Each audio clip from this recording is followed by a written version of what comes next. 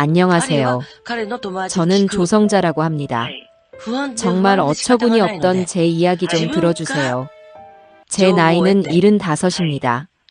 남들은 제 나이에 자식들 덕 보면서 편안한 노후를 보낸다고들 하는데 제 인생은 어째 롤러코스터처럼 한치 앞을 내다볼 수가 없었네요. 불과 몇 년 전까지만 해도 저는 아들이 마련한 강남의 으리으리한 아파트에서 남부러울 것 없는 사모님 소리를 들으며 살았습니다. 하지만 지금은요. 지금 저는 그날 저를 길바닥에 내쫓았던 낡은 용달 트럭 기사님과 마주 앉아 향긋한 커피를 마시고 있습니다. 어쩌다 제 인생이 이렇게 기구하게 흘러왔는지 오늘 그 이야기를 한번 풀어놓아 볼까 해요. 제 아들 녀석의 사업이 하늘 높은 줄 모르고 잘 나가던 시절부터 바로 그날의 용달 트럭이 제 아파트 앞에 멈춰 서던 그날까지의 이야기 말입니다. 제 아들, 재민이는 참 똑똑하고 자랑스러운 아들이었어요. 젊은 나이에 IT 사업에 뛰어들어 그야말로 승승장구했죠. 신문에 이름이 오르내리고 텔레비전 경제 뉴스에도 심심치 않게 얼굴을 비추는 아들을 볼 때면 남편 없이 홀로 아들을 키운 서름이 눈 녹듯이 사라지는 것 같았습니다. 재민이는 사업이 번창하자마자 저를 위해 강남에서도 가장 전망 좋다는 주상복합 아파트를 얻었어요. 50평이 넘는 집은 온통 눈이 부신 대리석으로 꾸며져 있었고 거실 창밖으로는 서울의 야경이 그림처럼 펼쳐져 있었죠. 제가 평생을 살아온 낡은 빌라와는 비교도 할 수 없는 마치 다른 세상 사람들의 집 같았어요. 며느리인 가영이는 그런 아들의 성공을 온몸으로 증명하는 사람이었습니다. 머리부터 발끝까지 이름만 대면 알만한 명품들로 휘감고 다녔고 저를 만날 때마다 어머니, 이거 이번에 새로 나온 신상인데 한번 걸쳐보세요. 라며 고가의 옷이나 가방을 선물하곤 했습니다. 처음에는 그런 며느리의 씀씀이가 부담스러워 아가, 나 같은 늙은이가 이런 게 다 무슨 소용이냐 라며 손사래를 쳤지만 가영이는 어머니는 이제 강남 사모님이세요. 격에 맞게 하고 다니셔야죠. 라며 제 손에 억지로 쇼핑백을 쥐어주곤 했어요. 동네 노인정에라도 나갈 때면 친구들이 성자 씨는 며느리 하나는 정말 잘 얻었어. 저게 다 얼마야. 라며 부러워하는 소리를 들을 때마다 제 어깨가 으쓱해지는 것도 사실이었습니다. 며느리는 완벽한 효부였고 저는 그런 며느리를 둔 복 많은 시어머니였죠. 적어도 그때는 그렇게 믿고 있었습니다. 하지만 그 화려하고 거대한 집은 이상하게도 제게 편안한 안식처가 되어주지는 못했어요. 마치 잘 꾸며진 금빛 새장 속에 갇힌 기분이랄까요? 집안의 모든 것은 며느리 가영이의 통제 아래 있었습니다. 제가 쓰는 수건의 색깔은 물론이고 칫솔을 두는 방향, 심지어 제가 즐겨 먹는 반찬을 담는 그릇까지도 모두 가영이가 정해놓은 규칙을 따라야만 했어요. 어머니, 그 수건은 욕실 바닥을 닦는 용도예요. 세안용 수건은 저기 색깔 맞춰서 나란히 걸어두셔야죠. 하루는 제가 무심코 수건을 잘못 썼다가 그런 핀잔을 들어야만 했습니다. 또 제가 아들 녀석이 좋아하는 멸치볶음을 만들어 놓으면 어머니, 이 그릇은 프랑스에서 직접 사온 건데 흠집 나면 안 되니까 앞으로는 제가 지정해드린 그릇에만 담아주세요. 라며 제가 만든 반찬을 자기가 사온 값비싼 그릇에 옮겨 담곤 했죠. 그 아이의 말과 행동은 겉보기에는 깍듯하고 예의 발랐지만 그 안에는 이 집의 주인은 나다라는 차가운 선이 분명하게 그어져 있었습니다. 저는 아들의 성공이 만들어준 화려한 집에서 점점 더 외로운 이방인이 되어가고 있었어요. 그러던 어느 날부터인가 집안의 공기가 미묘하게 바뀌기 시작했습니다. 아들 재민이의 사업에 무슨 문제가 생긴 것 같다는 불길한 소문이 들려오기 시작한 것도 바로 그 무렵이었어요. 재민이는 전보다 집에 늦게 들어오는 날이 많아졌고 들어올 때마다 술에 취해 있거나 얼굴이 헬쑥하게 상해 있었습니다. 하지만 제게는 늘 별일 아니에요, 어머니. 신경 쓰지 마세요. 라며 웃어 보일 뿐이었죠. 하지만 진짜 변화는 며느리 가영이에게서 나타났습니다.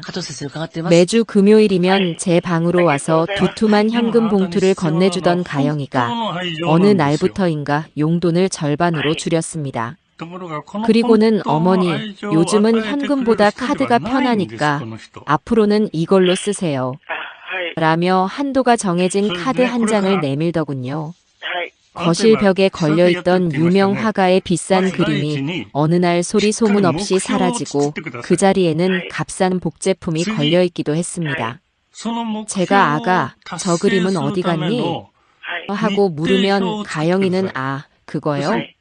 분위기 전환 좀 하려고 잠시 창고에 넣어뒀어요. 요즘은 저런 모던한 스타일이 유행이래요, 어머니. 라며 태연하게 거짓말을 했어요. 저는 그 모든 것이 거대한 폭풍이 몰려오기 전에 불안한 전조라는 것을 어렴풋이 느끼고 있었습니다. 불길한 예감은 언제나 틀리는 법이 없더군요. 아들 재민이의 회사가 심각한 부도 위기에 처했다는 소식이 텔레비전 뉴스를 통해 흘러나온 날, 우리 집의 평화는 산산조각이 나고 말았습니다. 그날 저녁, 며느리 가영이는 처음으로 저녁 식사 준비를 하지 않았어요. 제가 아가, 저녁은 안 먹니? 하고 묻자 가영이는 신경질적으로 머리를 쓸어 넘기며 차갑게 쏘아붙였습니다. 지금 제 속이 새까맣게 타들어가는데 밥이 넘어가세요, 어머니. 그리고는 스마트폰으로 배달 음식을 몇 가지 시키더군요. 잠시 후 도착한 음식들은 평소 같았으면 거들떠보지도 않았을 값싼 족발과 순대 같은 것들이었습니다. 우리는 비싼 대리석 식탁에 둘러앉아 플라스틱 용기에 담긴 음식을 말없이 먹기 시작했어요. 어색한 침묵 속에서 젓가락질 소리만 유난히 크게 들려왔죠. 몇 점 깨작거리던 가영이가 갑자기 젓가락을 탁 내려놓으며 저를 똑바로 쳐다봤습니다. 어머니, 솔직히 어머니 때문에 매달 나가는 생활비가 얼만지는 아세요? 관리비에 식비에 용돈까지. 웬만한 중소기업 대리 월급이에요. 처음이었습니다. 며느리가 제 앞에서 돈 이야기를, 그것도 저 때문에 나가는 돈에 대해 직접적으로 언급한 것은요. 저는 너무나 당황스럽고 모욕적인 기분에 아무 대답도 할 수가 없었습니다. 그저 고개를 숙인 채 차갑게 식어버린 순대 조각만 바라볼 뿐이었죠. 그날 밤 저는 잠을 이룰 수가 없었습니다. 며느리의 가시 돋친 말이 귓가에 계속 맴돌았고 앞으로 닥쳐올 현실이 두려워 심장이 세차게 뛰었죠. 자정이 넘은 시각, 방문 밖에서 부스럭거리는 소리가 들려왔습니다. 조심스럽게 문을 열어보니 아들 재민이가 술에 잔뜩 취한 채 제 방문 앞에 쪼그리고 앉아 있었어요. 저는 아들을 부추겨 방 안으로 들어왔습니다. 아들은 침대맡에 주저앉더니 제 무릎을 베고 누워 어린아이처럼 울기 시작했어요.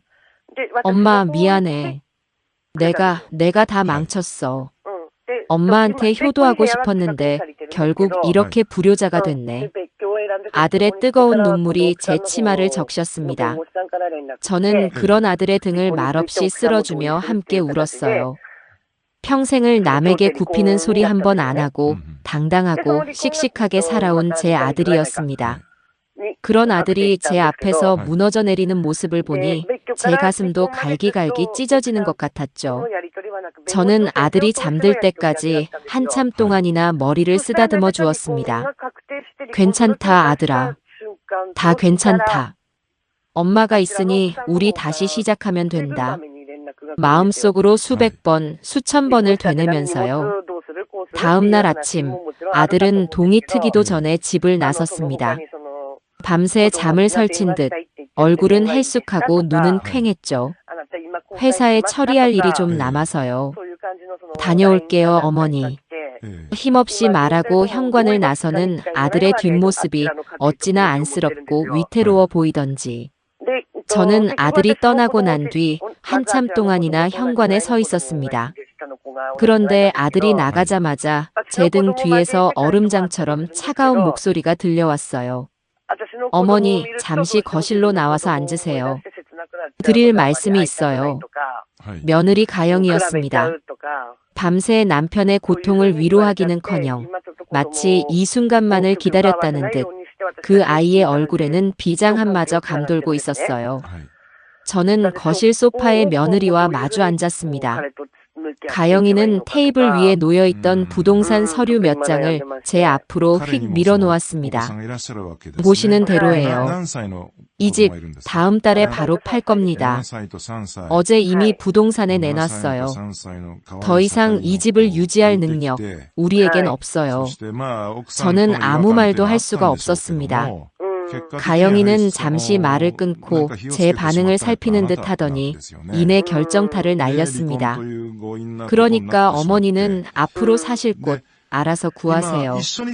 저희도 지금 당장 길바닥에 나앉게 생겼는데 어머니까지 책임질 경황은 없거든요. 며느리의 입에서 나온 말이라고는 도저히 믿을 수 없는 잔인하고 비정한 선전포고였습니다. 아들의 사업이 결국 최종적으로 부도 처리되었다는 비보가 전해진 날, 우리 집에는 지독한 정적만이 감돌았습니다. 저는 차마 아무것도 먹지 못하고 방에만 틀어박혀 있는 아들 녀석이 걱정되어 마지막이 될지도 모른다는 생각으로 저녁상을 차렸습니다. 냉장고에 남아있던 재료들을 모두 꺼내 아들이 가장 좋아하던 김치찌개를 끓이고 계란말이를 부쳤어요. 하지만 식탁에 둘러앉은 우리 세 사람 중 그 누구도 선뜻 숟가락을 들지 않았습니다.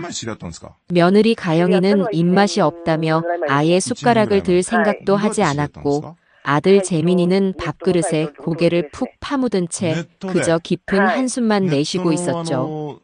제가 끓인 김치찌개는 식탁 위에서 속절없이 식어가고 있었습니다. 마치 우리 가족의 따뜻했던 지난 시간들처럼 말이에요. 그날의 저녁 식사는 결국 그렇게 아무도 입을 대지 않은 채 끝나고 말았습니다. 다음 날 아침, 저는 밤새 뜬 눈으로 지새운 탓에 머리가 지끈거렸습니다. 동이 트자마자 부엌으로 나가 어젯밤 아무도 손대지 않았던 음식들을 정리하기 시작했어요. 차갑게 굳어버린 찌개를 버리고 뻣뻣하게 마른 계란말이를 음식물 쓰레기통에 쏟아부으며 제 마음도 함께 버려지는 것 같아 눈물이 핑 돌았습니다. 바로 그때였어요. 제 주머니에 넣어둔 낡은 휴대폰이 요란하게 울리기 시작했습니다. 화면에는 발신자 표시 제한이라는 낯선 문구가 떠 있었죠. 망설이다 전화를 받자 수화기 너머로 무뚝뚝한 남자의 목소리가 들려왔습니다. 사모님, 문가영 고객님이 부르신 용딸입니다. 10분 뒤에 도착합니다. 저는 그게 무슨 소리인지 단 한순간도 이해할 수가 없었어요. 용딸이라니요? 우리가 이사라도 간다는 말인가? 저기요, 전화를 잘못 거신 것 같은데요. 저희는 용딸 부른 적 없습니다. 제가 당황해서 말하자 남자는 오히려 의아하다는 듯 되물었습니다. 아닌데요. 문가영 고객님 성함으로 어르신 짐 빼는 걸로 예약되어 있는데요. 어르신 짐. 그 말을 듣는 순간 제 머릿속에 모든 생각이 멈춰버렸습니다. 전화를 끊고 멍하니 서 있는데 10분이라는 시간은 속절없이 흘러갔습니다. 그리고 정말로 창밖으로 낡고 허름한 파란색 용딸 트럭 한 대가 아파트 단지 안으로 들어서는 것이 보였어요. 제가 사는 아파트는 입주민 차량이 아니면 출입 절차가 꽤 까다로운 곳인데 그 트럭은 아무런 제지도 받지 않고 정문으로 들어오고 있었습니다. 며느리가 이미 경비실에 연락을 해두었던 것이겠죠. 저는 비틀거리는 걸음으로 현관문을 열고 나갔습니다. 복도 끝 엘리베이터에서 며느리 가영이와 건장한 남자 2명이 내리고 있었어요. 그 남자들은 작업복 차림에 거친 인상을 하고 있었습니다. 가영이는 제게 눈길 한 번 주지 않고 곧장 제 방으로 향했습니다. 그리고는 인부들에게 턱짓으로 명령했어요. 여기 안에 있는 짐 전부 저 트럭에 실어주세요. 시간 없으니까 빨리빨리 움직이세요. 인부들은 망설임 없이 제 방으로 들어가 제 낡은 옷가지가 담긴 서랍장과 손때 묻은 살림살이들을 꺼내기 시작했습니다. 가영아, 지금 이게 무슨 짓이냐? 내게 말 한마디 없이 어떻게 이럴 수가 있어? 제가 기가 막혀 소리치자 가영이는 그제야 저를 돌아보며 벌레 씹은 표정으로 말했습니다. 어머니 짐, 이게 전부잖아요. 어차피 얼마 되지도 않는 거 제가 직접 빼드리는 거예요. 감사하게 생각하세요. 빨리 씻고 나가세요.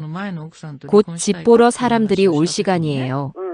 제 방에서 나온 짐들은 현관문 밖에 아무렇게나 쌓이기 시작했습니다. 제가 평생을 아끼던 낡은 자개장, 남편의 유품인 낡은 서류 가방, 그리고 아들의 어린 시절 사진이 담긴 앨범까지. 그 모든 것이 먼지 쌓인 잡동사니 취급을 받으며 거칠게 다루어졌죠. 인부 중 한 명은 제 자개장 모서리를 벽에 부딪혀 이가 나가게 만들었고, 또 다른 한 명은 앨범이 담긴 상자를 발로 툭툭 차며 옮겼습니다. 저는 그 모습을 속수무책으로 지켜볼 수밖에 없었어요. 아들에게 전화를 걸어 이 기막힌 상황을 알려야겠다고 생각했지만 아들은 어제 회사 일로 지방에 내려가 오늘 밤에나 돌아올 예정이었습니다. 며느리는 일부러 아들이 없는 날을 골라 저를 이렇게 내쫓고 있었던 겁니다. 모든 짐이 1층으로 옮겨지고 용달 트럭의 짐칸에 실리기 시작했습니다. 값비싼 외제 차들만이 드나들던 아파트 주차장에 제 초라한 살림살이들이 만천하에 공개되는 순간이었어요. 저는 차마 그 광경을 똑바로 쳐다볼 수가 없어 고개를 푹 숙인 채 눈물만 삼켰습니다. 평생을 자식 하나만 바라보고 헌신하며 살아온 결과가 결국 이렇게 길바닥에 내쫓기는 것이라니. 제 인생이 통째로 부정당하는 기분이었습니다. 인부들이 제 짐을 용달 트럭에 아무렇게나 던져 싣는 동안 제 눈에 한 사람의 모습이 들어왔습니다. 바로 용달 트럭 기사 아저씨였어요. 쉬는 넘어 보이는 까무잡잡한 얼굴에 주름이 깊게 팬 그저 평범하고 고단해 보이는 인상의 남자였습니다. 그런데 그 아저씨의 행동은 다른 인부들과는 사뭇 달랐어요. 인부들이 짐을 거칠게 던지면 그는 말없이 다가가 짐이 부서지지 않게 위치를 다시 잡아주었습니다. 앨범이 담긴 상자가 열려 사진 몇 장이 바닥으로 쏟아지자 그는 허리를 숙여 흙먼지를 손으로 털어내고는 다시 상자 안에 소중하게 넣어주었죠. 제가 아끼던 작은 난초 화분이 깨질세라 자신의 작업복 상의를 벗어 화분을 감싸주는 모습도 보았습니다. 그는 단 한마디 말도 하지 않았지만 그 묵묵한 행동 하나하나에는 최소한의 인간에 대한 예의와 연민이 담겨 있었습니다. 그 작은 친절이 지옥 같은 그 순간에 제가 기댈 수 있었던 유일한 온기였어요. 1시간이 채 되지 않아 제 평생의 역사가 담긴 모든 짐이 낡은 용달 트럭 짐칸에 모두 실렸습니다. 인부들은 이마에 땀을 훔치며 가영이에게서 두둑한 일당을 받아 챙기고는 뒤도 돌아보지 않고 사라졌어요. 이제 그 자리에는 저와 가영이 그리고 용달 기사 아저씨 이렇게 세 사람만 남았습니다. 가영이는 지갑에서 꼬깃꼬깃한 5만 원권 지폐 몇 장을 꺼내 제 손에 억지로 쥐어주었습니다. 30만 원이에요. 보증금도 안 되는 돈인 거 알지만 이게 제가 해드릴 수 있는 전부예요. 이걸로 방을 구하시든 찜질방에 가시든 마음대로 하세요. 그리고는 제 귓가에 다른 사람은 들을 수 없을 만큼 작은 목소리로 속삭였습니다. 그리고 다시는 우리 앞에 나타나지 마세요. 재민 씨 인생에도 이제 어머니는 아무런 도움이 안 돼요. 그 잔인한 말을 끝으로 가영이는 미련 없이 돌아서서 아파트 안으로 유유히 사라졌습니다. 저는 손에 쥐어진 돈다발과 짐이 가득 실린 트럭을 번갈아 보며 그 자리에 망연자실하게 서 있었어요. 이제 어디로 가야 하나? 앞으로 어떻게 살아야 하나? 눈앞이 캄캄하고 다리에 힘이 풀려 주저앉을 것만 같았습니다. 바로 그때였어요. 트럭 운전석에 올라탔던 용달 기사 아저씨가 시동을 거는 대신 다시 차에서 내렸습니다. 그리고는 제게로 터벅터벅 걸어오더군요. 저는 이제 출발해야 하니 비키라는 말을 하러 온 줄 알았습니다. 그런데 그 아저씨는 제 앞에 서서 아무 말 없이 자신의 주머니를 뒤지기 시작했어요. 그리고는 잠시 후 따뜻한 온기가 남아있는 캔커피 하나를 불쑥 제게 내밀었습니다. 어르신, 세상에 저런 법은 없는 겁니다. 일단 이거 드시고 정신 차리세요. 날도 추운데 손이 얼음장 같으시네. 저는 너무나 뜻밖의 친절해 아무 말도 못하고 그가 내민 커피만 멀뚱멀뚱 쳐다보았습니다. 아저씨는 제 손에 캔커피를 쥐어주고는 한숨을 한번 푹 쉬며 말했어요. 제가 일단 갈 만한 곳이라도 한번 알아봐 드릴게요. 이대로 길에 계실 수는 없잖아요. 제 차에 일단 타세요, 어르신. 그 한마디가, 그 따뜻한 캔커피 하나가 그 순간 제게는 세상의 그 어떤 비싼 선물보다도 값진 구원이었습니다. 저는 결국 참았던 눈물을 터뜨리며 그 자리에 주저앉아 한참을 울었습니다. 용달 기사 아저씨의 낡은 트럭 조수석에 올라탔을 때 저는 비로소 제가 아들의 집에서 제 인생에서 완전히 쫓겨났다는 사실을 온몸으로 실감할 수 있었습니다. 덜컹거리는 트럭은 제가 수십 년간 익숙하게 지나다니던 화려하고 반짝이는 강남의 대로를 벗어나 점점 더 낯설고 허름한 골목길로 접어들고 있었어요. 기사 아저씨는 아무 말 없이 묵묵히 운전만 했고 저 역시 창밖으로 빠르게 스쳐 지나가는 회색빛 풍경을 멍하니 바라볼 뿐이었습니다. 제 손에는 며느리가 던져준 30만 원이 전부였고 제 등 뒤 짐칸에는 제 평생의 세월이 초라하게 실려 있었죠. 우리는 부동산 몇 군데를 들렀지만 문을 열고 들어갈 때마다 돌아오는 대답은 냉담했습니다. 사모님, 보증금 30만 원으로는 서울 하늘 아래 방 한 칸 못 구해요. 고시원 총무실에나 한번 물어보세요. 절망감에 고개를 숙인 제게 아저씨는 어르신, 딱 한 군데만 더 가봅시다. 제가 예전에 짐을 날라준 적이 있는 곳인데 집주인 할머니가 사람은 좋아 보였어요. 라며 저를 위로했죠. 그가 마지막으로 저를 데려간 곳은 차 한 대가 겨우 지나갈 만한 가파른 언덕 꼭대기에 위치한 금방이라도 쓰러질 듯 낡은 3층짜리 다세대 주택이었습니다. 건물 옥상에는 양철 지붕을 덧댄 창고인지 사람 사는 방인지 분간이 안 되는 작은 옥탑방이 위태롭게 얹혀 있었어요. 가파르고 좁은 옥외 계단을 따라 올라가 문을 열자 퀴퀴한 곰팡이 냄새와 눅눅한 먼지 냄새가 한꺼번에 훅 끼쳐왔습니다. 방 안에는 누렇게 변색된 벽지 곳곳이 흉하게 뜯겨 있었고 한쪽 구석에는 겨울 외투 몇 벌과 낡은 손이불 한 채가 전부였죠.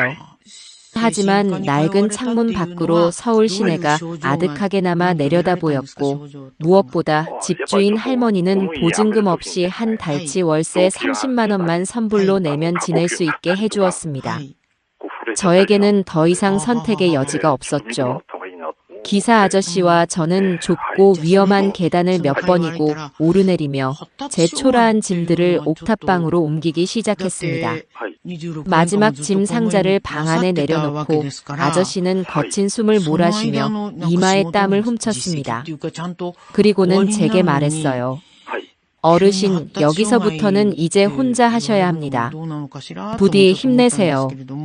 저는 가영이가 줬던 돈에서 5만 원을 꺼내 이삽이라며 건넸지만 그는 한사코 손사래를 치며 받지 않았습니다. 그리곤 어르신, 사람은 밥심으로 사는 겁니다. 절대 밥 굶지 마세요. 라는 마지막 말을 남기고 홀연히 떠났어요. 저는 텅 빈 옥탑방에 홀로 남아 굳게 닫힌 양철 문을 한참 동안이나 바라보았습니다. 그날 밤 저는 난생 처음으로 낯선 곳에서 차가운 이불을 뒤집어 쓴 채 뜬 눈으로 밤을 새워야 했습니다. 그날 이후 저의 시간은 마치 멈춰버린 괴종시계처럼 흐르지 않았습니다. 며칠 동안이나 저는 방 안에 틀어박혀 멍하니 누렇게 얼룩진 천장만 바라보았어요. 아들에게서 전화가 오기를 당장이라도 이 낡은 양철 문을 박차고 들어와 엄마, 내가 잘못했어. 나 때문에 고생했지. 이제 집에 가자. 라며 저를 데리러 와주기를 애타게 기다렸습니다. 하지만 제 낡은 휴대폰은 죽은 듯이 조용하기만 했어요. 제가 먼저 전화를 걸어볼까 수십 번을 망설였지만 차마 용기가 나지 않았습니다. 혹시라도 제 전화가 아들의 앞날의 짐이 될까봐, 그리고 아들마저 저를 외면했다는 그 끔찍한 사실을 제 귀로 확인하게 될까봐 두려웠기 때문이에요. 나중에야 알게 된 사실이지만 며느리 가영이는 저를 내쫓은 그날 아들의 휴대폰에서 제 번호를 삭제하고 수신 차단까지 해놓았다고 합니다. 아들이 저에게 연락할 방법 자체를 원천적으로 막아버렸던 것이죠. 제가 평생을 바쳐 키운 아들은 그렇게 제 인생에서 속절없이 지워지고 있었습니다. 가영이가 쥐어준 30만 원에서 월세를 내고 나니 수중에는 고작 몇만 원이 전부였습니다. 그 돈으로 쌀과 김치를 사서 하루에 한 끼 밥에 김치만 먹으며 버텼어요. 하지만 그마저도 며칠 지나지 않아 모두 바닥을 드러냈습니다. 뼛속까지 시려오는 배고픔보다 더 견디기 힘든 것은 심장을 도려내는 듯한 지독한 외로움과 절망감이었습니다. 나는 이제 세상에 정말 혼자구나. 이대로 이 차갑고 더러운 옥탑방에서 아무도 모르게 굶어 죽는구나. 그런 생각에 사로잡혀 며칠 동안이나 수돗물 외에는 아무것도 입에 대지 못하고 낡은 이불만 뒤집어 쓰고 누워 있었습니다. 바로 그때였어요. 누군가 낡은 현관문을 조심스럽게 똑똑 하고 두드렸습니다. 힘없는 목소리로 누구세요? 하고 묻자 문 밖에서 익숙한 목소리가 들려왔습니다. 어르신, 저예요. 며칠 전에 이사 도와드렸던 용딸 기사입니다. 저는 비틀거리는 몸을 겨우 일으켜 문을 열었습니다. 문 앞에는 그날의 용딸 기사 아저씨가 김이 모락모락 나는 뜨거운 뚝배기 국밥 한 그릇을 들고 서 있었어요. 그 따뜻한 온기와 구수한 냄새에 저는 그만 그 자리에 주저앉아 아이처럼 엉엉 울고 말았습니다. 그 국밥은 제 인생의 가장 밑바닥에서 한 인간이 다른 인간에게 건넨 가장 따뜻한 위로였습니다. 그날 이후 용딸 기사 아저씨는 저의 유일한 말벗이자 세상과 저를 이어주는 유일한 끈이 되어주었습니다. 자신의 이름은 박철민이라고 소개한 그는 일주일에 두세 번씩 옥탑방을 찾아와 두부 한 모, 콩나물 한 봉지라도 제 손에 쥐어주고 가곤 했어요. 처음에는 그런 그의 도움이 불편하고 미안해서 이렇게까지 안 하셔도 괜찮아요. 저 때문에 괜히 돈 쓰지 마세요. 라며 거절했지만 그는 이 근처에 배달 올 일이 자주 있습니다. 지나는 길에 들른 거니까 제발 부담 갖지 마세요, 어르신. 라며 무심한 척 웃어 보일 뿐이었죠. 그런 그에게 제가 해줄 수 있는 것은 아무것도 없었습니다. 그러다 문득 나도 이 사람에게 무언가 밥값은 해야겠다는 생각이 들었어요. 저는 그가 사다 준 재료로 아주 오랜만에 정성을 다해 반찬을 만들기 시작했습니다. 제게 남은 것이라고는 평생을 부엌에서 단련된 이 손맛 하나뿐이었으니까요. 솜씨를 발휘해 짭짤한 멸치볶음과 매콤한 오징어 젓갈을 무쳐 깨끗하게 씻어 말린 유리병에 담아 철민 씨에게 건넸습니다. 변변치 않지만 이거라도 가져가서 밥하고 드세요. 매번 신세만 져서 미안해서 그래요. 제 작은 성의에 그는 처음에는 놀라는 듯 하더니 이내 어린아이처럼 환하게 웃으며 고맙게 받아주었습니다. 며칠 뒤 철민 씨가 빈 반찬통을 들고 다시 저를 찾아왔습니다. 그리고는 뚜껑을 열어 제가 만들어준 멸치볶음을 한 개 집어먹더니 이야, 어르신, 이거 정말 기가 막히네요. 제가 여태 먹어본 멸치볶음 중에 제일 맛있습니다. 돌아가신 저희 어머니가 해주시던 바로 그 맛이에요. 라며 엄지손가락을 치켜 세웠어요. 저는 그의 칭찬에 멋쩍어 웃기만 했는데 그가 갑자기 진지한 얼굴로 제게 말했습니다. 어르신, 제가 빈말하는 게 아니라 진지하게 드리는 말씀인데요. 이 손맛으로 장사 한번 해보시는 건 어때요? 요즘 사람들 다들 바쁘다는 핑계로 공장에서 찍어낸 음식들만 먹고 살잖아요. 어르신처럼 이렇게 정성껏 만든 진짜 집 반찬이라면 분명히 저처럼 그리워하는 사람들이 많을 겁니다. 어르신 반찬이라면 제가 이 트럭 몰고 다니면서 식당마다 다 팔아드릴 자신 있습니다. 장사라니요. 평생을 남편과 자식 뒷바라지만 하며 살아온 제게는 너무나 낯설고 막막한 이야기였습니다. 제가 뭘 안다고 장사를 해요. 이 나이에 가진 돈도 하나 없는데. 제가 손사래를 치자 철민 씨는 오히려 더 확신에 찬 목소리로 말했습니다. 나이가 무슨 상관입니까? 어르신 손에 이미 값을 매길 수 없는 재산이 있는걸요. 이 정직한 손맛이 바로 어르신 재산입니다. 그 말을 듣는 순간 저는 잊고 있던 제 자신을 떠올렸습니다. 가난한 살림에도 늘 주변 사람들에게 음식 만들어 나눠주기를 좋아했던 제 모습. 제 음식을 먹고 행복해하던 이웃들의 얼굴. 그래. 나도 아직은 쓸모있는 사람이 될 수 있겠구나. 나도 아직 끝난 게 아니구나. 저는 그날 철민 씨의 말 한마디에 다시 일어설 용기를 얻었습니다. 그날부터 저의 작은 옥탑방은 희망을 만들어내는 반찬 공장이 되었습니다. 철민 씨는 다음 날 자신의 낡은 용달 트럭을 담보로 작은 대출을 받았다며 제 손에 100만 원이 든 돈 봉투를 쥐어주었어요. 저는 그럴 수 없다며 한사코 마다했지만 그는 이건 빌려드리는 게 아니라 제가 어르신의 첫 번째 손맛에 투자하는 겁니다. 나중에 돈 많이 버시면 그때는 저 이자로 쳐서 비싼 갈비찜이나 한번 사주세요. 라며 넉살 좋게 웃었습니다. 저는 그 돈으로 중고 소형 냉장고와 휴대용 가스레인지 그리고 각종 식재료를 사드렸습니다. 그리고 매일 새벽 4시에 일어나 밤늦도록 반찬을 만들기 시작했어요. 장조림, 장아찌, 김치, 나물무침.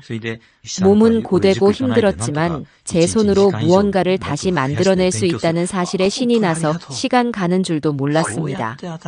철민 씨는 그런 저를 위해 자신의 유일한 밥줄인 용달 트럭을 조성자 반찬의 1호 배달 차량으로 내어주었습니다. 그는 매일 아침 간 만든 제 반찬들을 트럭에 싣고 자신이 아는 인근의 작은 식당과 시장 상인들에게 배달을 가주었어요. 처음에는 반신반의하던 사람들도 한번 제 반찬을 맛보고 나서는 할머니, 내일은 나물 좀 더 많이 갖다 줘요. 옛날 우리 엄마가 해준 맛이랑 똑같네. 라며 단골 손님이 되기 시작했습니다. 옥탑방 구석에 쌓여가는 빈 반찬 통들을 볼 때마다 저는 철민 씨와 함께 웃으며 고된 하루의 피로를 잊곤 했습니다. 우리는 그렇게 세상의 가장 낮은 곳에서 서로에게 의지하며 희망이라는 것을 다시 만들어가고 있었어요. 반찬 장사가 조금씩 자리를 잡아가고 제 손에 만져보는 돈도 조금씩 늘어가던 어느 날 저녁이었어요. 그날도 철민 씨와 함께 옥탑방에 앉아 고된 하루를 마무리하며 저녁을 먹고 있는데 그가 조심스럽게 아들 재민이의 소식을 꺼냈습니다. 그동안 제가 애써 묻지 않는 아들 녀석의 행방을 저를 걱정한 그가 백방으로 수소문하고 다녔던 모양이에요. 어르신, 너무 걱정은 마세요. 아드님, 그래도 밥은 잘 챙겨 먹고 지내고 있답니다.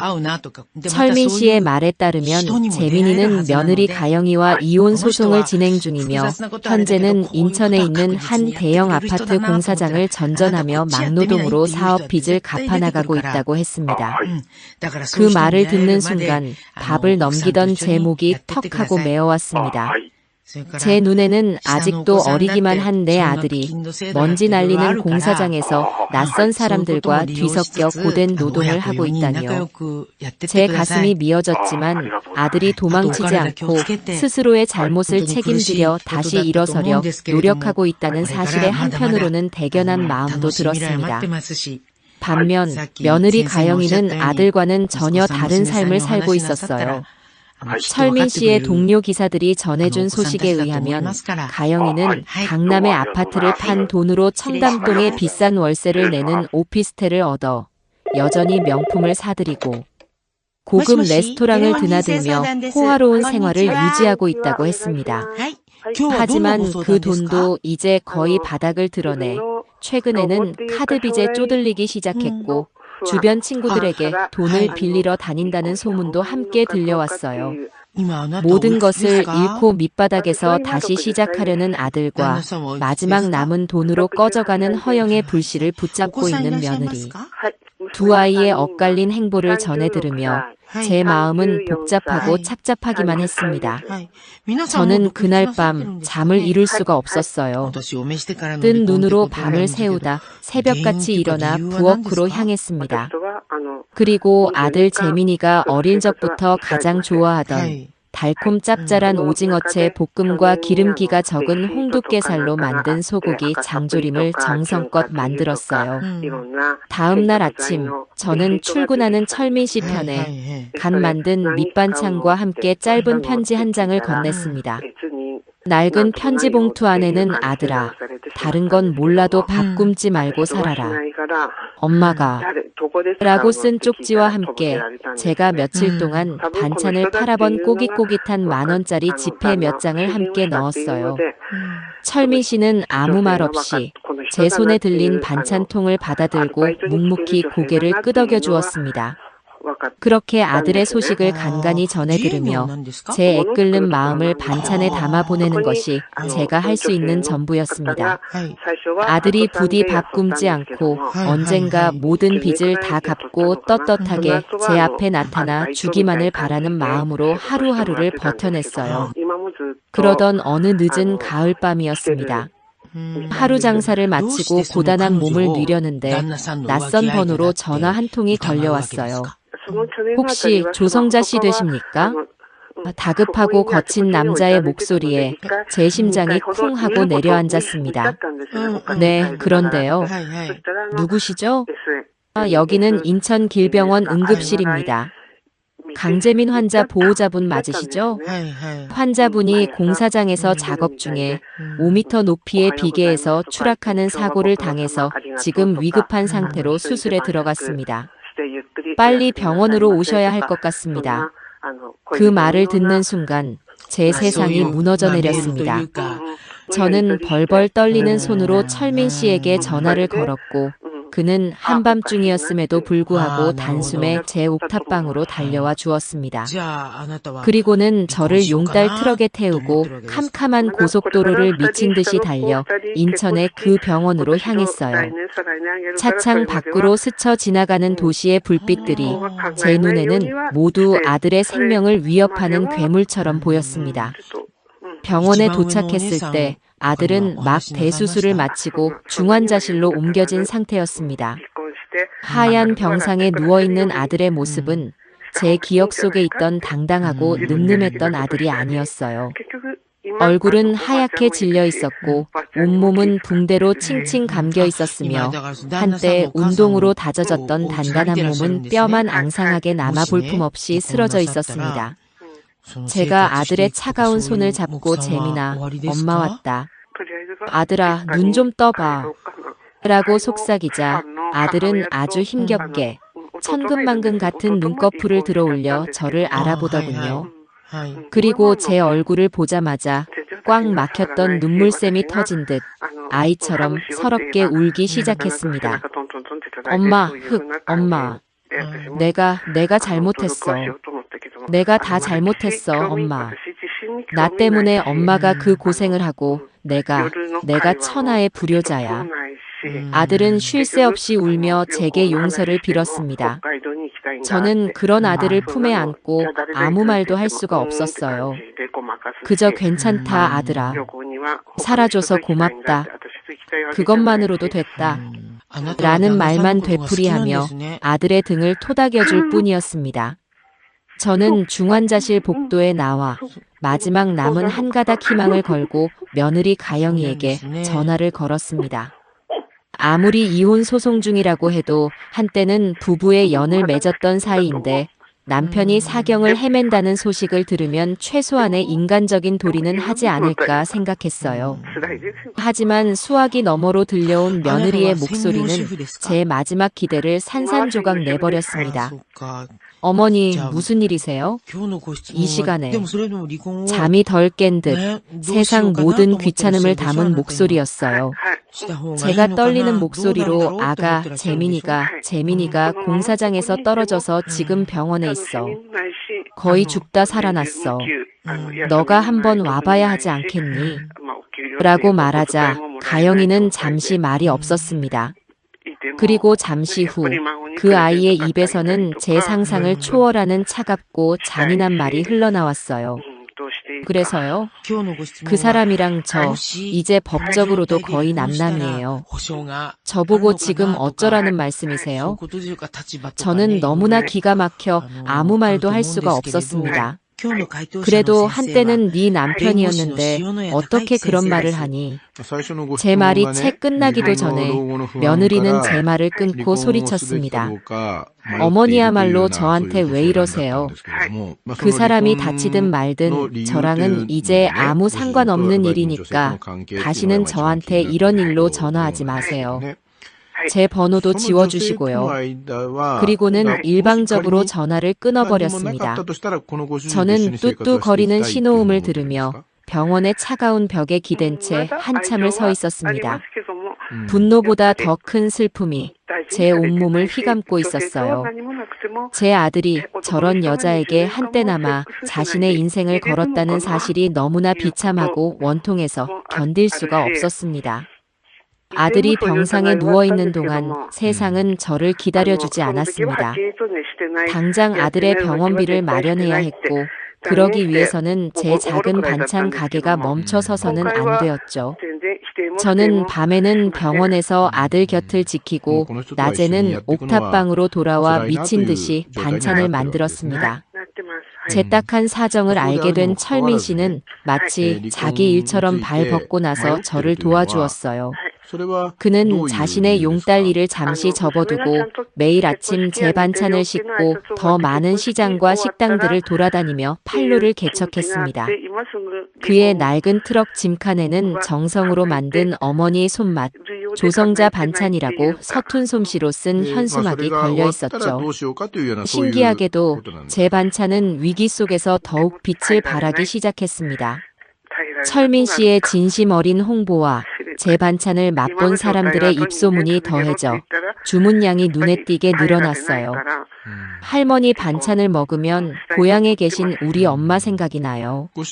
라며 눈시울을 붉히는 젊은 손님도 있었고 요즘 세상에 이렇게 정직하게 만드는 음식이 어디 있냐며 일부러 먼 곳에서 찾아와 대량으로 반찬을 사가는 식당 주인도 있었습니다. 제 손맛은 단순히 맛있는 음식을 넘어 사람들의 지친 마음을 위로하는 따뜻한 집밥으로 조금씩 알려지기 시작한 거예요. 저는 반찬을 팔아번 돈을 한 푼도 쓰지 않고 차곡차곡 모아 아들의 병원비와 수술비로 보탰습니다. 몇 달 뒤 아들은 많은 사람들의 걱정 덕분에 기적적으로 건강을 회복하고 무사히 퇴원할 수 있었습니다.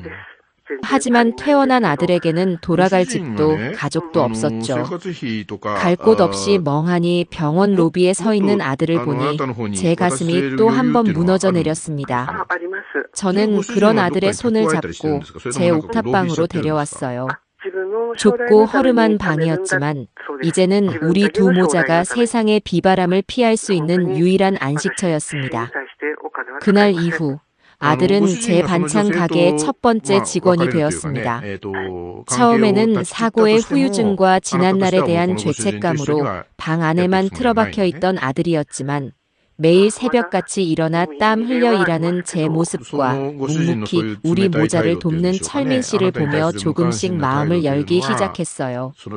아들은 무거운 짐을 나르고 배달을 돕고 밤에는 어지러운 장부를 정리하며 제게 힘이 되어 주었습니다.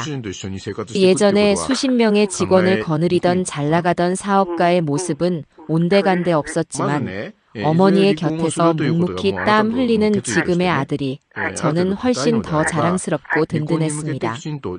가게가 점점 커지면서 철민 씨는 아예 자신의 낡은 용딸 트럭을 조성자 반찬의 공식 배달 차량으로 삼았습니다.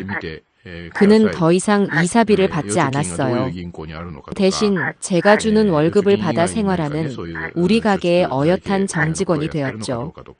저와 아들, 그리고 철민 씨, 피 한 방울 섞이지 않은 세 사람은 그렇게 옥탑방의 작은 반찬 가게를 중심으로 서로의 아픔을 보듬고 상처를 치유해주는 새로운 형태의 가족이 되어가고 있었습니다. 철민 씨는 제게 은인이자 동업자였고 방황하던 아들에게는 인생의 방향을 다시 잡아준 멘토와도 같은 존재였습니다.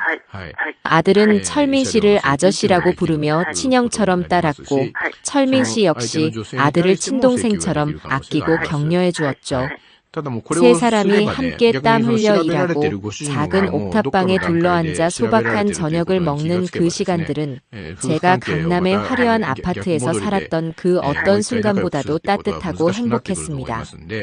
어느덧 매서운 겨울이 지나고 따스한 봄바람이 불어오기 시작할 무렵이었습니다.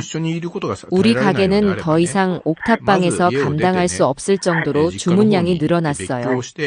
저는 그동안 악착같이 모은 돈과 철민 씨가 또 한 번 보태준 돈을 합쳐 동네 시장 어귀에 작은 상가 하나를 얻어 정식으로 조성자 반찬이라는 간판을 내걸었습니다. 비록 작고 허름한 가게였지만 온전히 제 이름과 제 손맛으로 일궈낸 첫 번째 공간이라는 생각에 간판을 바라보는 제 눈에서는 뜨거운 눈물이 흘러내렸죠. 재민이는 가게 안에 작은 방에 임시로 거처를 마련하고 가게 일에 더욱 매진했습니다. 철민 씨는 예의 그 낡은 용달 트럭을 몰고 서울 시내 곳곳을 누비며 우리 반찬을 배달했어요. 우리 세 사람은 그렇게 새로운 보금자리에서 더 큰 희망을 꿈꾸기 시작했습니다. 가게를 열고 며칠 지나지 않은 어느 화창한 봄날 오후였어요. 재민이가 배달을 나가고 저와 철민 씨가 한가롭게 가게를 보고 있는데 전화벨이 요란하게 울렸습니다. 제가 전화를 받자 수화기 너머로 젊고 세련된 여자의 목소리가 들려왔어요. 거기 조성자 반찬 맞나요? 인터넷에서 보고 전화드렸는데요.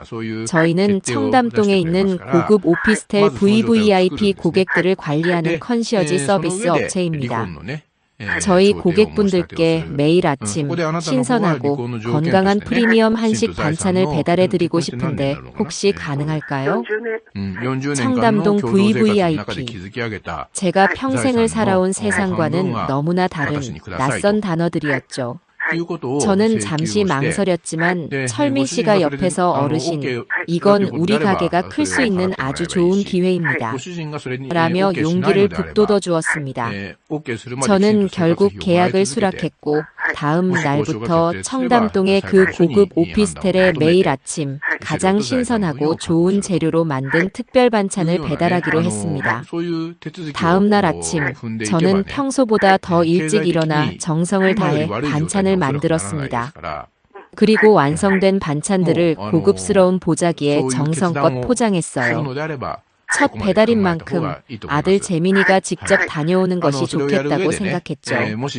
재민아, 다녀오는 길에 운전 조심하고 혹시라도 고객분들 마주치면 꼭 친절하게 인사드려야 한다. 저는 아들의 등을 두드리며 신신당부했습니다. 아들은 걱정 마세요, 어머니. 잘 다녀오겠습니다. 라며 씩씩하게 대답하고는 반찬 꾸러미를 들고 가게를 나섰어요. 그런데 1시간쯤 지났을까 배달을 마치고 돌아와야 할 아들에게서 다급한 목소리로 전화가 걸려왔습니다. 엄마, 지금 어디야? 나 지금 너무 놀라서 운전을 못하겠어. 수화기 너머로 들려오는 아들의 목소리는 거의 울먹임에 가까웠습니다. 저는 가슴이 철렁 내려앉아 무슨 일이냐고 재촉해서 물었죠. 아들은 한참을 말을 잇지 못하더니 떨리는 목소리로 겨우 입을 열었습니다. 엄마, 방금 내가 반찬 배달 간 그 오피스텔 말이야. 그 집, 문가영이 사는 집이었어. 문가영.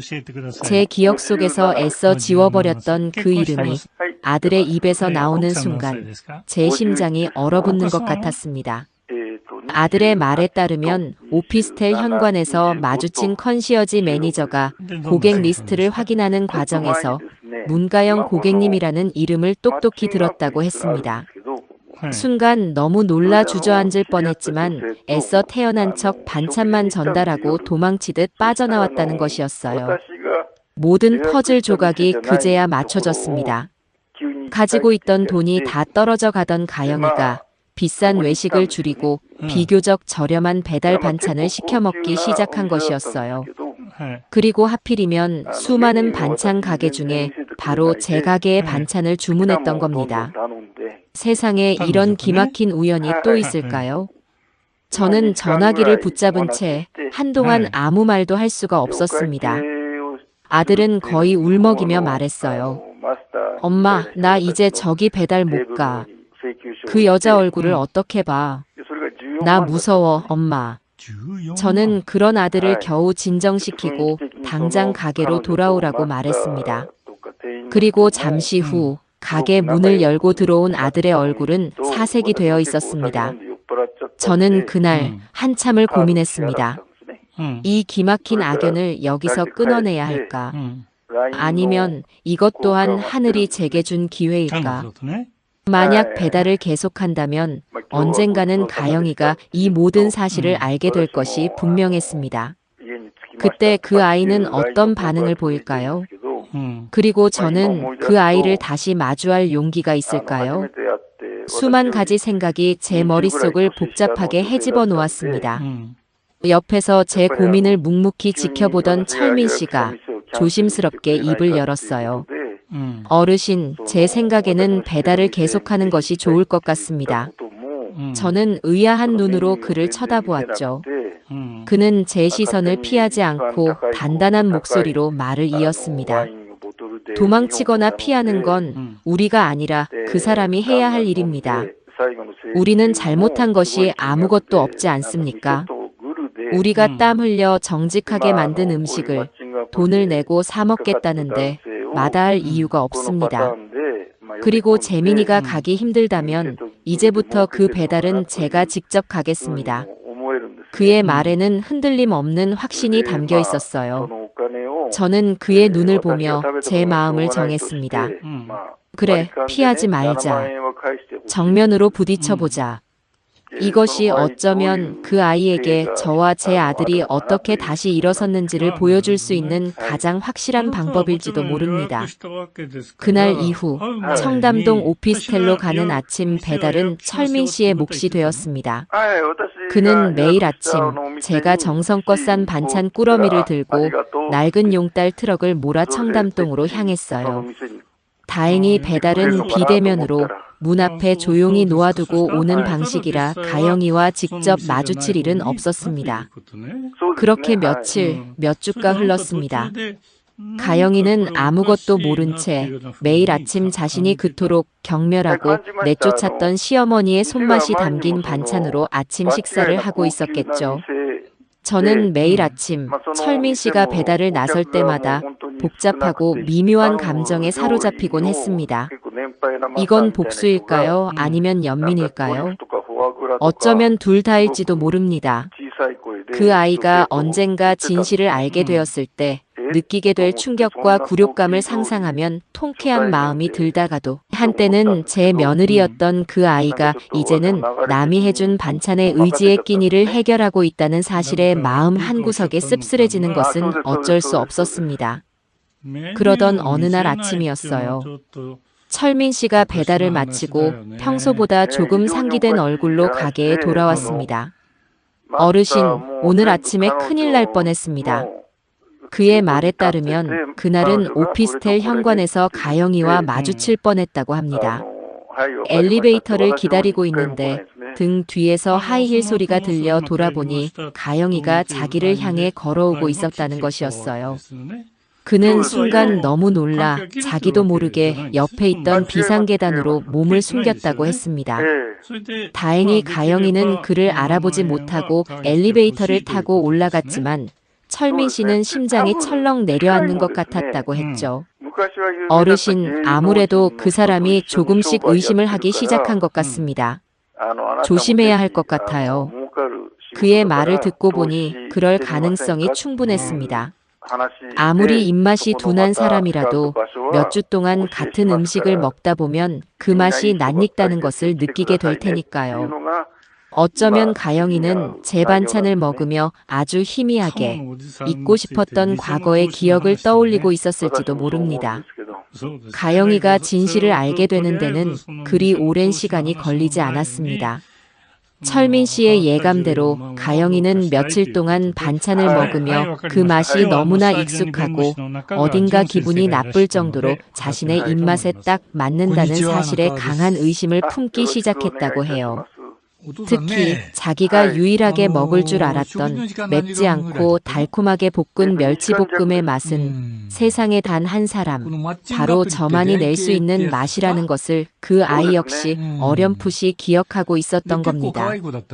어느 날 아침 가영이는 반찬 배달 시간에 맞춰 일부러 오피스텔 1층 로비로 내려왔습니다.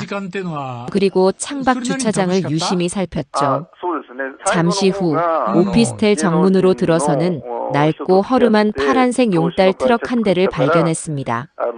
처음에는 그저 평범한 배달 트럭이라고 생각했지만 그 트럭이 주차장에 멈춰서고 익숙한 인상의 남자가 내리는 순간 가영이는 그 자리에서 얼어붙고 말았다고 합니다.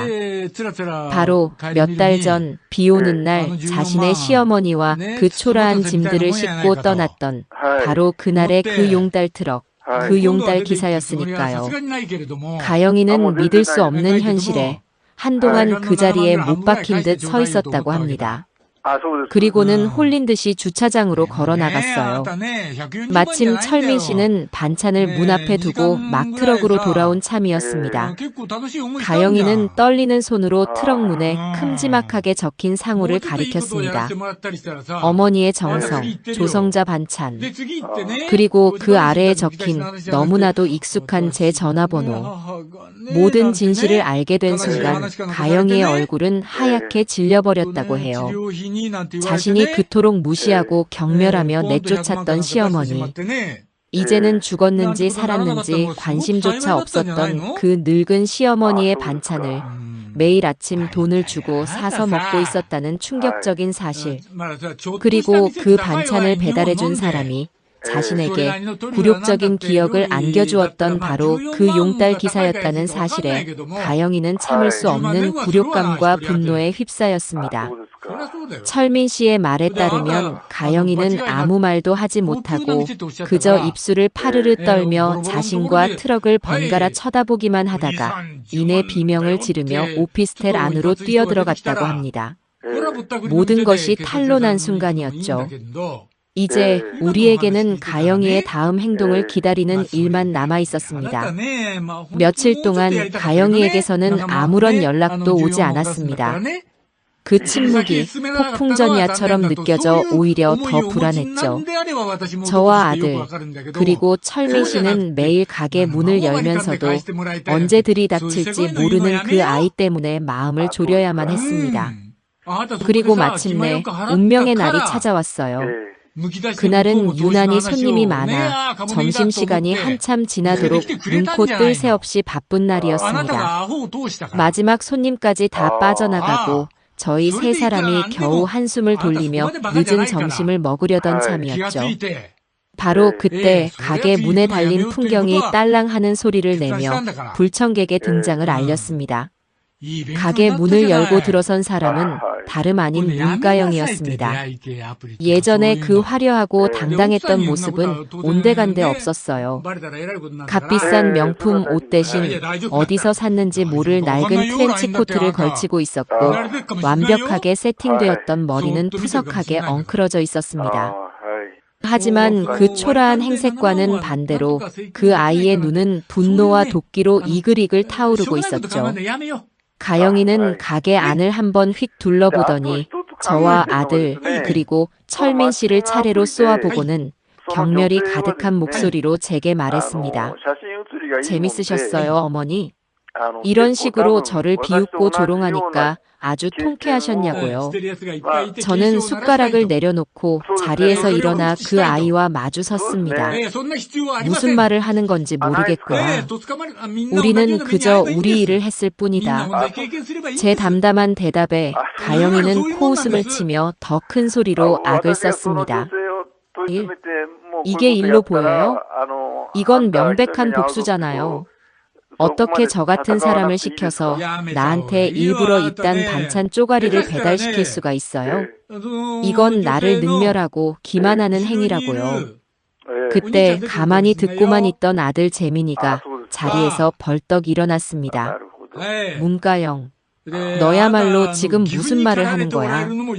어머니한테 그게 무슨 말버릇이야? 아들의 분노에 찬 목소리에도 가영이는 눈 하나 깜짝하지 않았습니다. 오히려 아들을 비웃으며 말했죠. 어머, 강재민 씨 아니세요? 꼴이 말이 아니네. 여기서 어머니 반찬 배달이나 하면서 살고 있었어? 그러게 누가 사업 말아먹으래. 그 말을 듣는 순간 저는 더 이상 참을 수가 없었습니다. 그만하거라. 너는 어쩌면 그렇게 변한 게 하나도 없니? 아직도 모든 잘못을 남의 탓으로만 돌리고 있구나. 제 일갈에 가영이는 잠시 주춤하는 듯 했습니다. 하지만 이내 다시 도끼 어린 눈으로 저를 노려보며 자신의 본색을 드러내기 시작했어요. 됐고요. 옛날 이야기하러 온 거 아니니까 본론만 말하죠. 어머니, 요즘 이 반찬 가게로 돈 좀 버신다면서요? 소문 다 들었어요. 그리고는 정말 상상도 못할 기가 막힌 요구를 제게 해왔습니다. 저 지금 돈이 좀 필요해요. 재민 씨가 위자료 한 푼 안 주고 나를 내쫓았잖아요. 그러니까 어머니가 대신 주세요. 딱 1억만 주세요. 그럼 제가 두 분 앞에 다시는 나타나지 않고 깨끗하게 사라져 드릴게요. 저는 너무나 어이가 없어서 헛웃음이 터져 나왔습니다. 1억이라니요. 자기 발로 내 아들을 버리고 시어미를 길바닥에 내쫓은 그 아이가 이제 와서 위자료라니요. 가게 안의 모든 공기가 싸늘하게 얼어붙었습니다. 아들은 당장이라도 가영이의 멱살을 잡을 것처럼 분노에 차 있었고 철민 씨 역시 굳은 얼굴로 상황을 지켜보고 있었어요. 저는 잠시 동안 아무 말 없이 도끼만 남은 며느리의 얼굴을 가만히 들여다보았습니다. 그리고는 조용히 뒤돌아 주방으로 향했어요. 잠시 후 저는 쟁반 하나를 들고 다시 나왔습니다. 쟁반 위에는 방금 지어 김이 모락모락 나는 따뜻한 흰쌀밥 한 공기와 제가 아침에 갓 무친 나물 반찬 몇 가지 그리고 뜨거운 된장국 한 그릇이 전부였습니다. 저는 그 밥상을 돈을 요구하는 며느리의 앞에 조용히 내려놓았습니다. 그리고는 지치고 슬픈 목소리로 말했죠. 가영아, 너에게 줄 돈은 나한테 한 푼도 없다. 대신 밥은 먹고 가거라. 보니 며칠 굶은 사람처럼 얼굴이 말이 아니구나. 제 행동에 담긴 의미를 가영이는 끝내 이해하지 못했습니다. 어쩌면 이해하고 싶지 않았을지도 모르죠. 그 아이의 눈에 제가 내민 따뜻한 밥상은 돈을 주지 않으려는 시어미의 마지막 자존심 혹은 자신을 길거리에서 밥이나 얻어먹는 신세로 전락했다며 조롱하는 모욕적인 동정으로만 보였을 겁니다. 가영이의 얼굴이 처음에는 당혹감으로, 다음에는 불신으로, 그리고 마침내는 주체할 수 없는 분노로 시뻘게 달아오르더니 이내 신경질적이고 날카로운 웃음소리가 가게 안의 정적을 갈기갈기 찢어놓았습니다. 하하하. 어머니, 지금 저랑 장난하세요? 제가 지금 이깟 밥 한 그릇 얻어먹으려고 이 누추한 곳까지 친히 행차하신 줄 아냐고요. 옆에 있던 아들 재민이가 더는 참지 못하고 자리에서 벌떡 일어났습니다. 그의 얼굴은 분노와 슬픔으로 엉망이 되어 있었어요. 문가영, 너 지금 어머니 앞에서 무슨 말버릇이야? 당장 그 말 취소하고 사과드리지 못해. 아들의 녹이 어린 외침에도 가영이는 눈 하나 깜짝하지 않았어요. 오히려 재민이를 머리부터 발끝까지 경멸적으로 훑어보며 비웃음을 흘렸죠. 어머, 강재민 씨 아니세요? 꼴이 아주 말이 아니시네. 여기서 어머니 반찬 배달이나 하면서 그렇게 살고 있었어? 쯧쯧. 그러게 누가 그렇게 무능하게 사업을 홀라당 말아먹으래.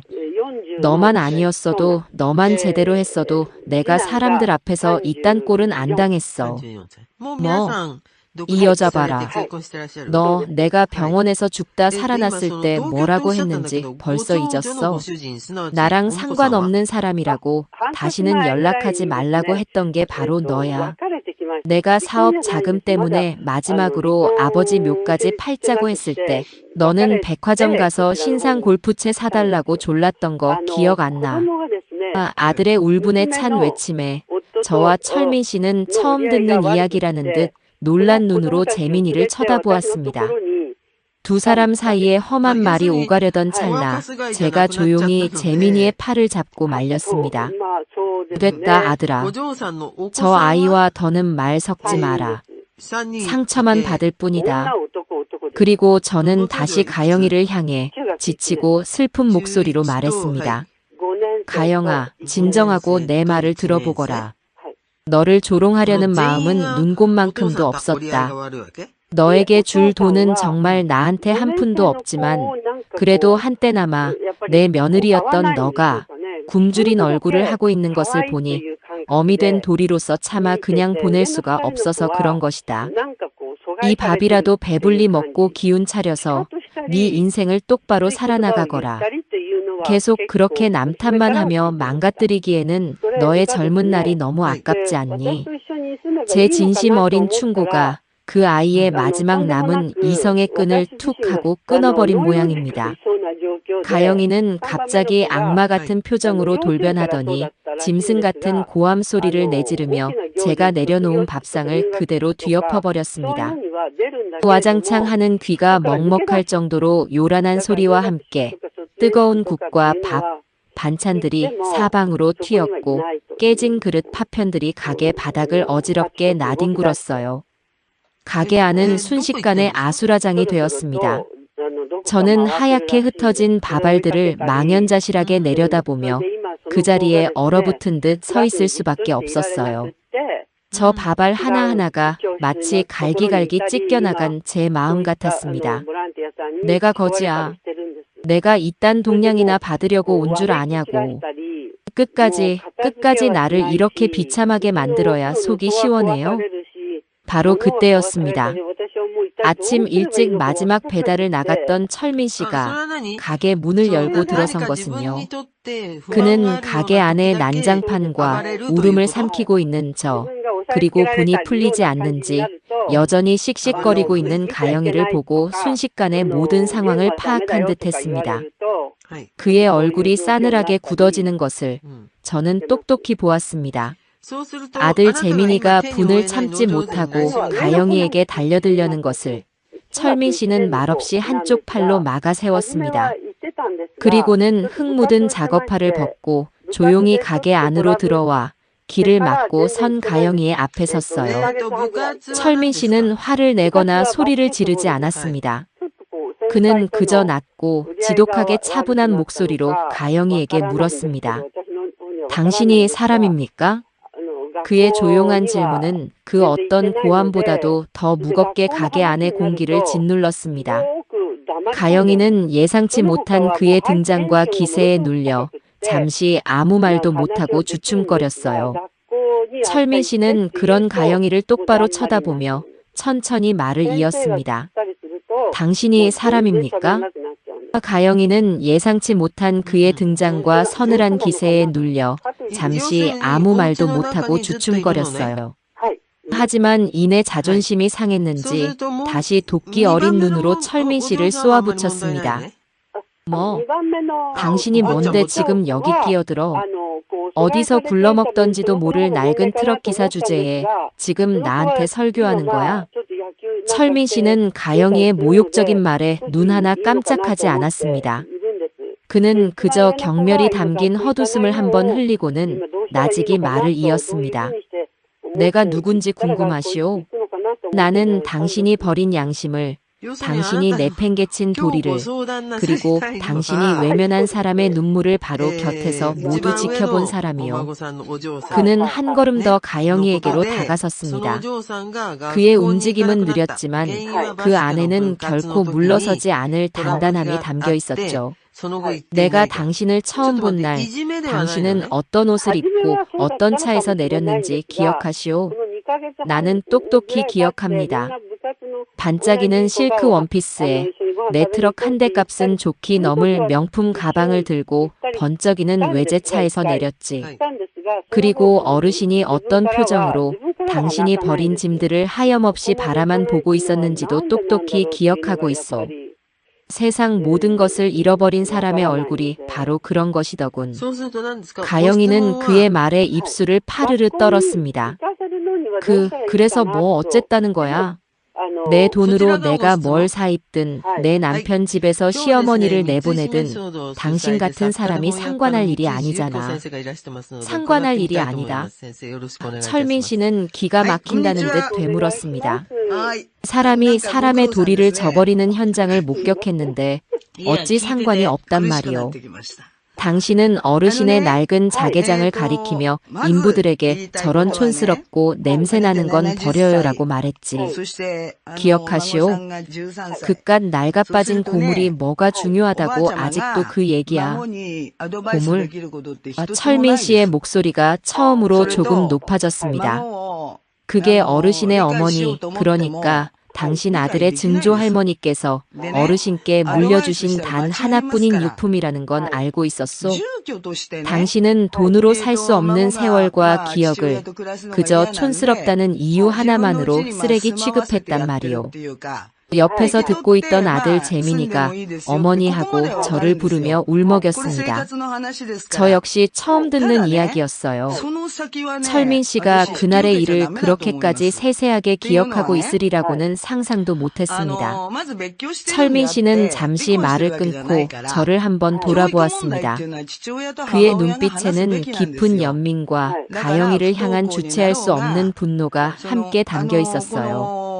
그런데 당신이 그렇게 내쫓은 저 어르신은 이 세상 마지막 남은 자존심마저 내던져진 바로 그 순간에도 남의 밥벌이를 걱정했던 분이요. 덜덜 떨리는 손으로 내 손에 억지로 이사비를 쥐어주려 했던 사람이라고. 내가 괜찮다고 받을 수 없다고 거절하자 뭐라고 하셨는지 아시오?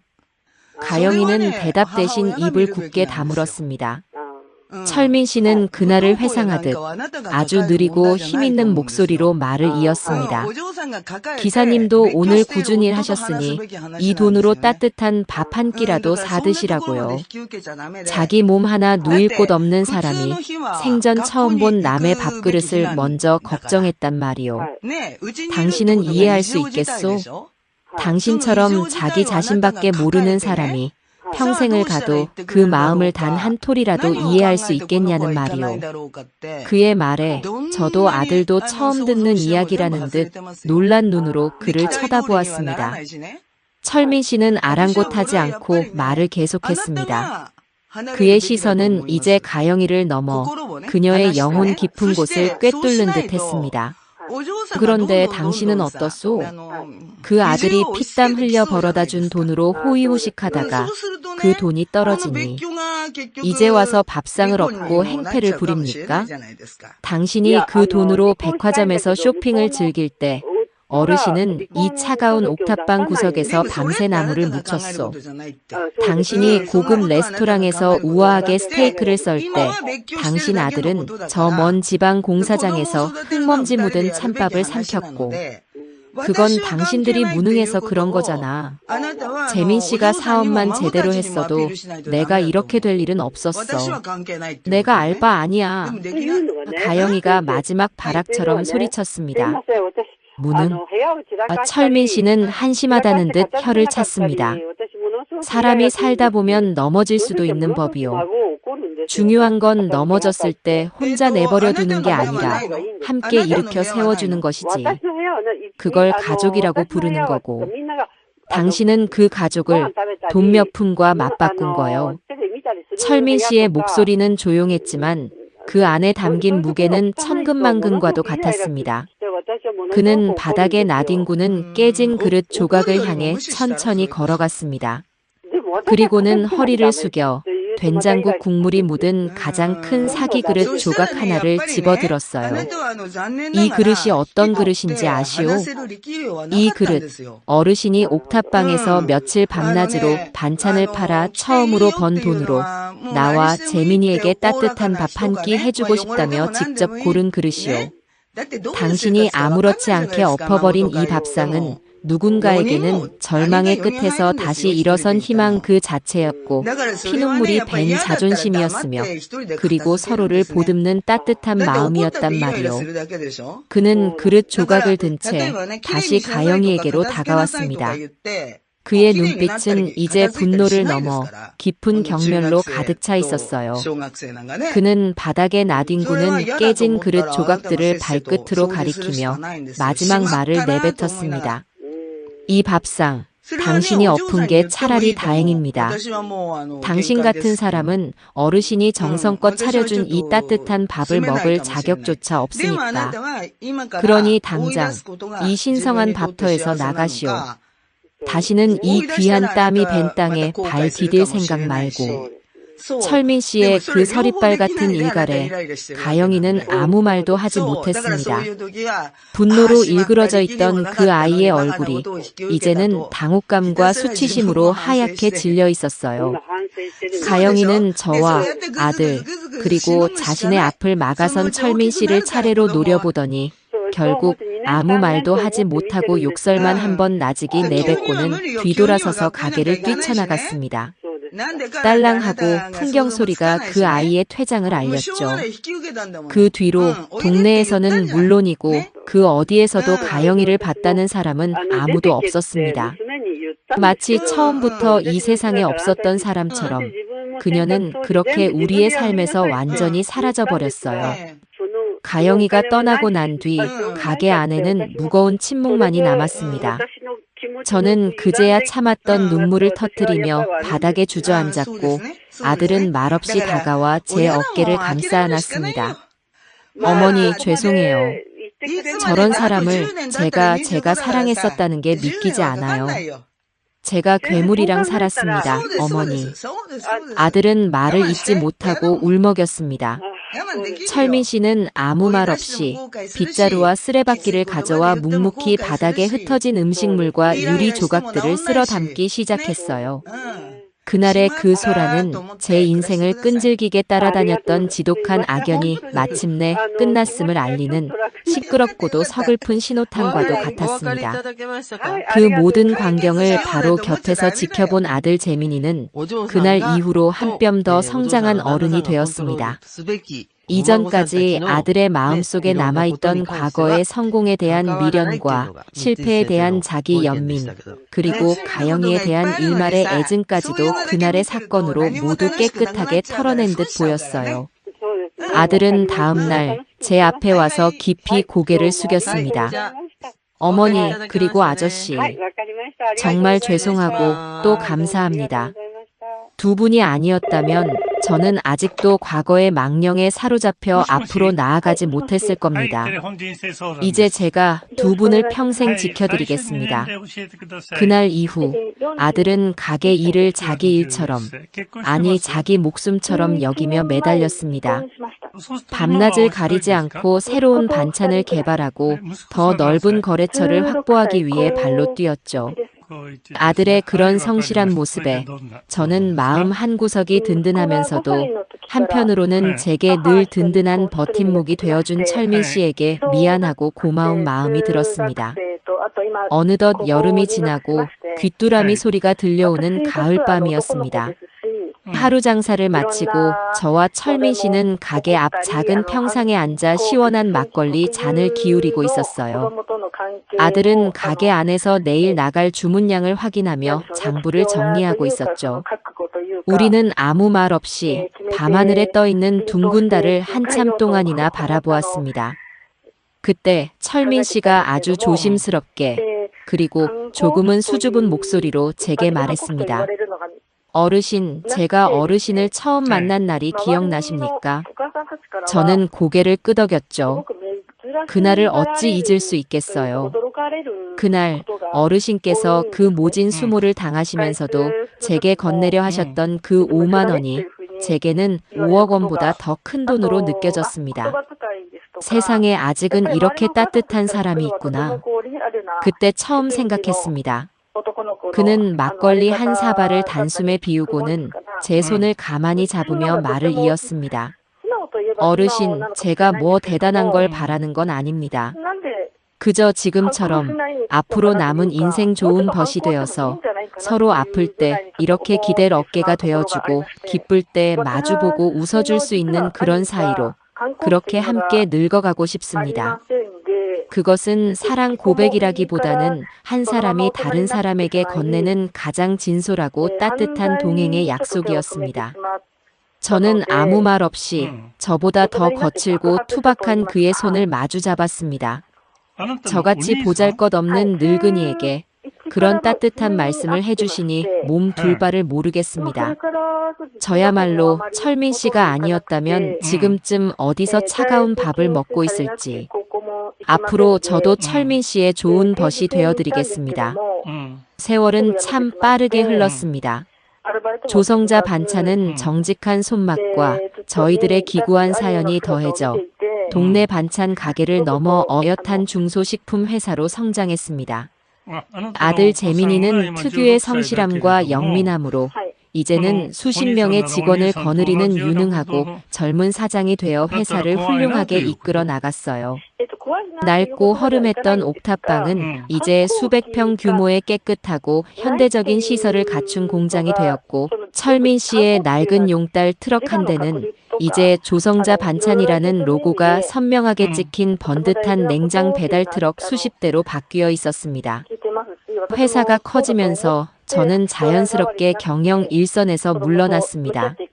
아들은 제게 최고급 승용차와 기사를 붙여주고 평생 편안하게 사시라며 으리으리한 아파트를 얻어주려 했지만 저는 그 모든 것을 사양했어요.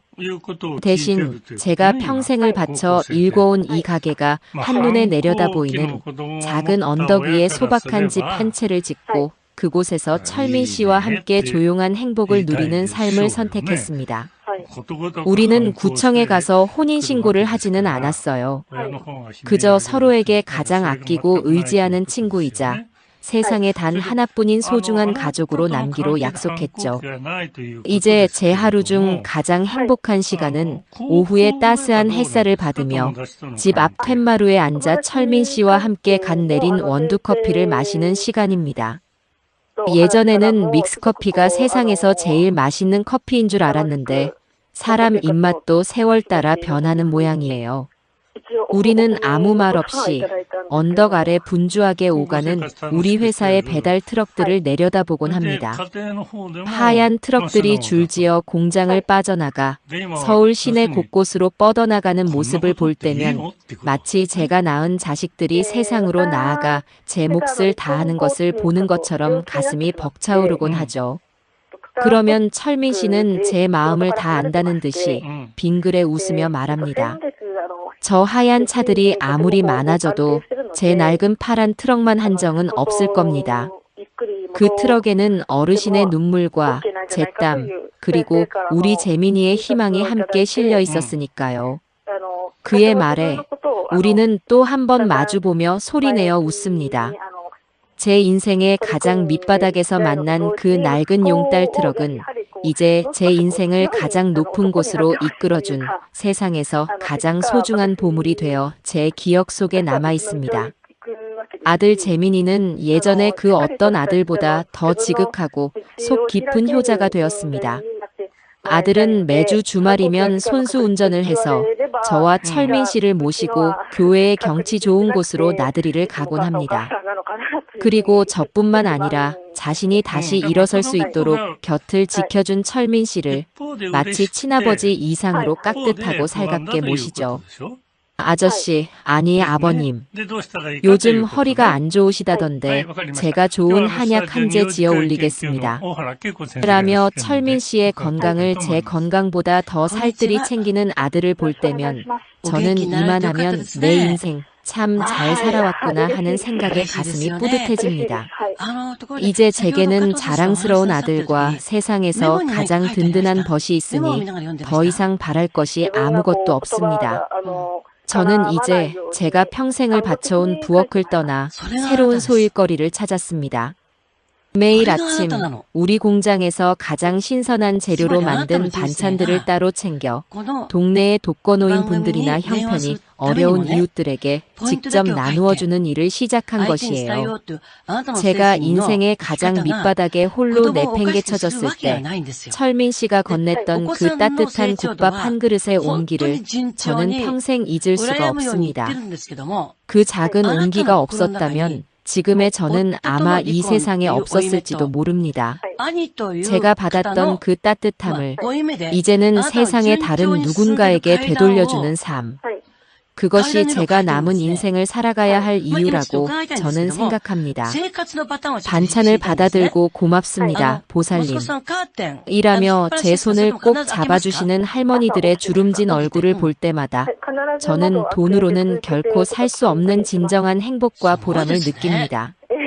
가끔 동네를 산책하다가 짐을 가득 실은 낡은 용달 트럭이 제 곁을 지나갈 때가 있습니다. 그러면 저는 잠시 걸음을 멈추고 그 트럭이 시야에서 사라질 때까지 한참을 바라보곤 해요. 저를 세상의 나락으로 떨어뜨렸지만 동시에 제게 구원의 손길을 내밀었던 바로 그날의 용달 트럭이 떠오르기 때문입니다. 인생이란 참 알 수 없는 것 같아요. 가장 큰 절망의 순간에 가장 빛나는 희망이 숨어 있기도 하니까요. 저를 내쫓았던 그 며느리는 제 인생 최악의 악연이었지만 그 악연이 아니었다면 저는 평생 금빛 세장 속에 갇혀 제 자신의 힘으로 날아오르는 법을 배우지 못했을 겁니다. 그리고 제 인생을 바꿔놓은 그날의 용달 기사님은 이제 제 인생 최고의 VVIP가 되어 바로 지금 제 곁에 앉아 함께 향긋한 커피를 마시고 있습니다. 시청자 여러분, 혹시 지금 인생의 가장 어두운 터널을 지나고 계신 분이 있다면 부디 용기를 잃지 마세요.